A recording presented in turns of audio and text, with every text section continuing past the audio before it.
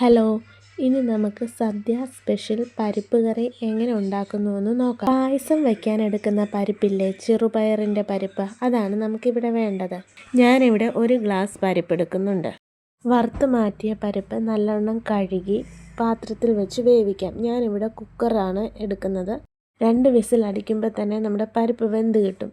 വെന്ത പരിപ്പ് ചൂടോട് തന്നെ ഉടച്ചു കൊടുക്കണം. ഇനിയും അരപ്പിനായി അരപ്പ് തേങ്ങ, 1/2 ടീസ്പൂൺ ജീരകം, 2 വെളുത്തുള്ളി, പച്ചമുളക്, 1 നുള്ള് മഞ്ഞൾപ്പൊടി എന്നിവ ചേർത്ത് വെണ്ണ പോലെ അരച്ചെടുക്കുക. ഇനിയും അരച്ചു വെച്ച അരപ്പ്, ആവശ്യത്തിന് വെള്ളം, ആവശ്യത്തിനുള്ള ഉപ്പ് ചേർത്ത് നല്ലതുപോലെ ഇളക്കുക. അരപ്പിൻ്റെ പച്ചമണം മാറുന്നത് വരെ മാത്രം മതി തീ കൊടുക്കേണ്ടത്. അതിനുശേഷം കുറച്ച് നെയ്യ്, അതിലേക്ക് ചുവന്നുള്ളി, വറ്റൽ, കറിവേപ്പില എന്നിവ പൊട്ടിച്ച് കറിയിലൊഴിക്കാം. ഏറ്റവും രുചികരമായി നമ്മുടെ പരിപ്പ് കറി ഇവിടെ തയ്യാറായി. ഈ റെസിപ്പി ഇഷ്ടമായിട്ടുണ്ടെങ്കിൽ എല്ലാവരും ലൈക്ക് ചെയ്ത് സബ്സ്ക്രൈബ് ചെയ്യണേ. സപ്പോർട്ടും ഉണ്ടാകണം.